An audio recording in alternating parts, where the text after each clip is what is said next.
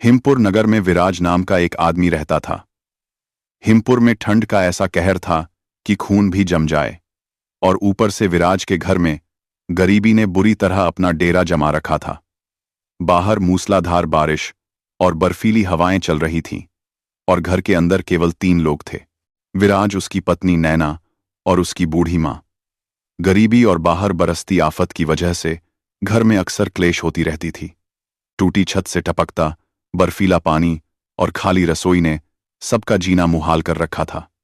एक दिन जब बाहर तूफान गरज रहा था, बूढ़ी माँ कांपते हुए अपनी बहू से कहती है, बहू, पेट में चूहे कूद रहे हैं, ठंड से जान निकल रही है और कल से अन्न का एक दाना नहीं गया।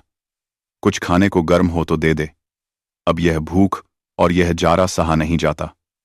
नैना, जो खुद ठंड से सिकुड़ी बैठी थी, झल्लाहट में बोली, माँ जी, अगर हमारे पास कुछ होता तो मैं आपको भूखा क्यों रखती? मैं भी तो भूखी हूं। ठंड से मेरे भी हाथ पांव सुन्न हो गए हैं। आपके नालायक बेटे ने हमारी जिंदगी नर्क बना दी है। न जाने मैंने कौन से जन्म में पाप किया था जो मेरी शादी इस निकम्मे और आलसी आदमी से हुई। बाहर देखो कैसा प्रलय आया है और घर में एक सूखी लकड़ी तक नहीं है जलाने को। बहू, ऐसा मत कहो। विराज तेरा पति है। पति होकर कौन सा सुख दिया है उसने मुझे? नैना चिल्लाई। उसकी आवाज बादलों की गरज में दबने लगी। सिवाय भूख, गरीबी और इस ठपकती छत के उसने मुझे कुछ नहीं दिया। यह कहकर नैना फूट फूट कर रोने लगी। पत्नी को रोता देख और मां को ठंड में ठिठुरता देख विराज सोचने लगा, अब और नहीं सहा जाता। यह बर्फीला तूफान और यह गरीबी हम सबकी जान ले लेगी। मुझे कुछ करना ही होगा। एक काम करता हूं, विक्रांत के पास जाकर कुछ सहायता मांगता हूं। वो रईस है, उसके पास पक्का मकान और आग है, वह मेरी मदद जरूर करेगा। इतना सोचकर विराज ने अपना फटा पुराना कंबल ओढ़ा और बाहर उस जानलेवा बारिश और बर्फबारी में अपने मित्र विक्रांत के घर की ओर चल पड़ा। कीचड़ और बर्फ में पैर धंसते जा रहे थे, लेकिन विराज चलता रहा। जब विराज कांपता हुआ विक्रांत के विशाल और गर्म घर पहुंचता है, तो विराज की हालत देखकर उसका मित्र विक्रांत अलाव के पास बैठे बैठे पूछता है, क्या बात है विराज? इस प्रलय जैसी बारिश में तुम यहां क्यों आए हो? तुम्हारा चेहरा क्यों उतरा हुआ है? क्या बताऊं? विक्रांत, गरीबी और इस मौसम की मार ने कमर तोड़ दी है। घर में खाने को दाना नहीं है, छत टपक रही है, हर दिन घर में चिकचिक रहती है। गरीबी ने जैसे चैन सुकून सब छीन लिया है। अगर तुम थोड़ी सी मदद कर दो तो शायद हम इस ठंड में मरने से बच जाए। कम से कम घर में थोड़ी शांति तो आ जाएगी। देखो विराज, मैं तुम्हारी कोई मदद नहीं कर सकता। मैं पहले ही धन से कई बार तुम्हारी मदद कर चुका हूं। तुमने आज तक मेरा एक भी सिक्का नहीं लौटाया। ऐसा कब तक चलेगा? तुम कोई काम धंधा क्यों नहीं करते? जब तुम्हारे पास धन खत्म हो जाता है तो तुम इस तूफान में भी मेरे पास चले आते हो। मैंने दोस्ती का लिहाज किया, लेकिन अब बहुत हुआ। मैं तुम्हें एक फूटी कौड़ी नहीं दूंगा। मेरा भी परिवार है, मुझे उनकी चिंता करनी है। इस मुश्किल वक्त के लिए बचाना है। विराज की आंखों में आंसू आ गए। इसका मतलब तुम मेरी मदद नहीं करोगे? नहीं, बिल्कुल नहीं।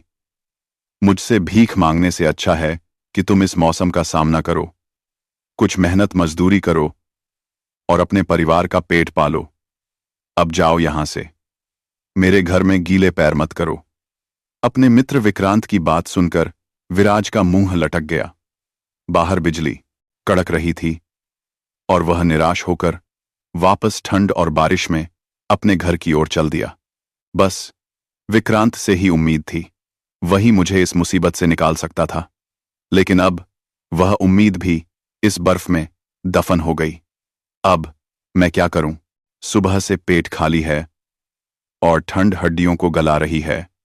यह सोचते सचते विराज घर पहुंच जाता है। उसे बहुत जोरों की भूख लगी थी और ठंड से शरीर कांप रहा था। इसीलिए वह अपनी पत्नी नैना से कहता है, नैना, जल्दी से कुछ गर्म खाने को ले आओ, या कम से कम गर्म पानी ही दे दो। शरीर में अब जान नहीं बची है। नैना ने गुस्से में उसे देखा। आप घर में कुछ छोड़ गए थे क्या जो निकाल कर खाने को दे दो? तुम्हें भूख लगी है तो क्या मैंने दावत उड़ाई है? मैं भी तो भूखी प्यासी इस ठंड में बैठी हूं। मेरी तो किस्मत ही फूट गई जो मुझे तुझ जैसा दरिद्र पति मिला। नैना अपने पति को उल्टा सीधा सुनाने लगी। यह देखकर भूख और ठंड से व्याकुल विराज को गुस्सा आ गया। बाहर तूफान का शोर था और अंदर उसका दिमाग फट रहा था। वह गुस्से में अपनी पत्नी से बोला, धन स्त्री के भाग्य से मिलता है। जब से मैं तुझे ब्याह कर इस घर में लाया हूं, तेरे कदम पड़ते ही मेरे सब कामकाज ठप हो गए। ना जाने वो कौन सा दिन आएगा जब तुझसे पीछा छूटेगा। यह सुनते ही नैना आपे से बाहर हो गई और बादलों की गरज से भी तेज चिल्लाकर कहने लगी, तुम खुद तो कोई कमाई दमाई करते नहीं और दोष मेरे सर पर डाल रहे हो। बस दूसरों पर इल्जाम लगाना बखूबी आता है, खुद के निकम्मेपन पर शर्म नहीं आती। इतना कहकर नैना जोर जोर से रोने लगी। उसकी रुलाई बारिश की आवाज में घुलने लगी। नैना को रोता देखकर विराज निर्दयता से बोला, रो खूब रो, जितना रोना है रो, खूब आंसू बहाओ। शायद तुम्हारे आंसुओं से घर की पानी की कमी पूरी हो जाए। लेकिन याद रखना, तुम्हारे इन आंसुओं का अब मुझ पर कोई असर नहीं होने वाला। बहू को रोता देखकर विराज की बूढ़ी मां कामपति हुई जल्दी से आई और कहने लगी, अरे तुम दोनों ने इस आफत के मौसम में यह क्या तमाशा लगा रखा है? क्यों इतना शोर मचा रखा है? अरे क्यों झगड़ रहे हो? झगड़ा करने से क्या ठंड कम हो जाएगी या पेट भर जाएगा? हाँ मां जी, झगड़ा मैं नहीं तुम्हारा यह सबूत कर रहा है। खुद तो कुछ करते धरते हैं नहीं, मुझे दोषी बताते हैं। मेरी जगह अगर कोई औरत होती तो इस टूटे घर और बर्फीली हवाओं में एक दिन नहीं टिकती। इतना कहकर नैना फिर से जोर जोर से रोने लगी। नैना की रोने की आवाज बारिश के शोर को छीरती हुई बाहर गश्त लगा रहे शाही सैनिकों के कानों तक पहुंची। सैनिकों ने अपने भारी रेनकोट संभाले और आपस में कहा, इस घर में कोई स्त्री रो रही है, हमें घर के अंदर चलकर देखना चाहिए, आखिर माजरा क्या है। दोनों सैनिक बगैर इजाजत के विराज के घर का दरवाजा धक्का देकर अंदर घुस जाते हैं। उनके भीगे जूतों से फर्श गंदा हो गया। वे पूछने लगे, क्या बात है? यह रोना धोना क्यों मचा रखा है? तुम्हारे रोने की आवाज बाहर तूफान में भी सुनाई दे रही। सैनिकों को सामने देखकर नैना ने रोना थोड़ा कम कर दिया। बूढ़ी मां और विराज ने भी डर के मारे कोई जवाब नहीं दिया। सैनिक कड़क कर बोला, बोलते क्यों नहीं? क्या बात है जो तुम्हारी पत्नी रो रही है? क्या तुमने इसे पीटा है? विराज ने सैनिक की बात का कोई उत्तर नहीं दिया, बल्कि वो मन ही मन सोच रहा था, कितनी शर्म की बात है। घर की बात नैना के रोने से घर की चौखट लांग गई। अब मेरी नगर में क्या इज्जत रहेगी? इस महिला ने मेरी जिंदगी बर्बाद कर दी। विराज को चुप देखकर सैनिक ने अपनी तलवार पर हाथ रखा और कड़क आवाज में कहा, बताते क्यों नहीं? आखिर क्या बात है जिस वजह से यह स्त्री रो रही है? क्या बताऊं? कुछ बात हो तो बताऊं भी। जरूर तुमने इसे पीटा है। शायद तुम अभी जानते नहीं हो, हमारे महाराज हिमाद्री के राज में महिला का अपमान करने की कितनी बड़ी सजा है। सैनिक की बात सुनकर विराज को गुस्सा आ गया। वो गुस्से में बोलता है, बात कुछ भी हो, यह हमारा घरेलू मामला है, तुम्हें दखल देने की कोई जरूरत नहीं है। और तुमने बगैर पूछे मेरे घर में प्रवेश कैसे किया? विराज को गुस्से में बोलता देख सैनिक को लगा कि विराज उसका अपमान कर रहा है, इसलिए वह कहता है, तुम्हें अभी इसी वक्त गिरफ्तार किया जाता है। एक महिला को पीटने के जुल्म में अब तुम्हें हमारे महाराज सजा सुनाएंगे। सैनिक जबरदस्ती विराज को बारिश में खींच कर ले जाने लगे। विराज की मां और पत्नी सैनिकों को रोकने की बहुत कोशिश करती हैं, गिड़गिड़ाती हैं, लेकिन सैनिकों ने उन दोनों की एक नहीं सुनी। विराज को उस तूफानी रात में ले जाकर राजमहल में राजा के सामने पेश कर दिया। सैनिक ने कहा, महाराज, हिमाद्री यह आदमी अपनी पत्नी को पीट रहा था, इसीलिए हम इसे बंदी बनाकर आपके पास लाए हैं। सैनिक की बात सुनकर राजा जो गर्म अलाव के पास बैठे थे कहने लगे, क्या तुम जानते नहीं हो महिला पर हाथ उठाने की क्या सजा है? अगर तुमने अपनी पत्नी को पीटा है तो तुम्हें इसकी कड़ी सजा मिलेगी। मंत्री सुमित जी, हम चाहते हैं कि इस आदमी का फैसला तुम करो। राजा के कहने पर न्याय मंत्री सुमित ने विराट से पूछा, तुमने अपनी पत्नी को पीटा है? क्या यह सच बात है? बाहर इतना भयानक मौसम है और तुम घर में हिंसा कर रहे हो। क्या कहना चाहोगे तुम इस बारे में? मैं क्या कहूंगा मंत्री जी, बस इतना समझ लीजिए कि मेरी पत्नी मुझसे खुश नहीं है और मेरी मां भी मुझसे नाराज रहती है। घर में हर समय क्लेश मचा रहता है। ठंड और भूख ने हम सबकी मति भ्रष्ट कर दी है। इतना कहकर विराज चुप हो गया। विराज की बात सुनकर न्याय मंत्री सुमित बोले, तुम्हारा अपराध तो बहुत बड़ा है। हम समझ गए इसका क्या हल है। महाराज, इस व्यक्ति की कोई गलती नहीं है।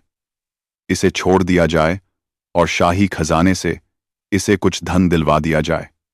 न्याय मंत्री की बात सुनकर राजा ने मंत्री की ओर चौंक कर देखा, पर कहा, कुछ नहीं।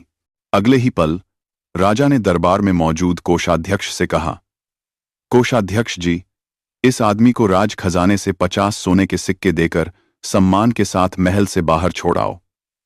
कोषाध्यक्ष विराज को अपने साथ ले गया और उसे 50 सोने के सिक्के देकर सम्मान के साथ विदा कर दिया। इतना सारा धन पाकर विराज बहुत ही खुश हुआ और सोचने लगा, हे ईश्वर, तेरा लाख लाख शुक्र है। इस बर्फीले तूफान में जान भी बच गई और धन भी मिल गया।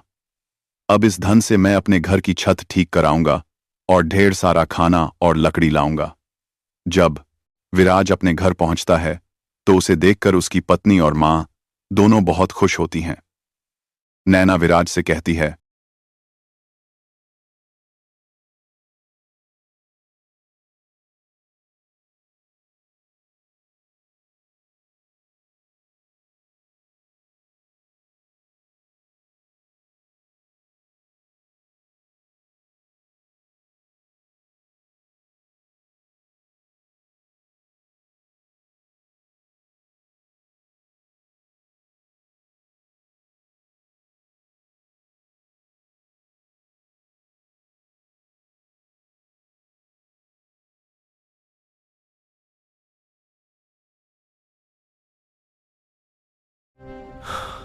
विराज का घर अब पूरी तरह टूट चुका था। उसने कड़ाके की बर्फीली आंधी के बीच एक छोटी सी झोपड़ी बना ली। नायना बाहर ही खाना बनाती थी और विराज ठिठुरते हुए जंगल से लकड़ियां इकट्ठा करके लाता था। कई मुश्किलों के बाद विराज ने अपने टूटे घर की मरम्मत की और फिर दोनों उसी घर में रहने लगे।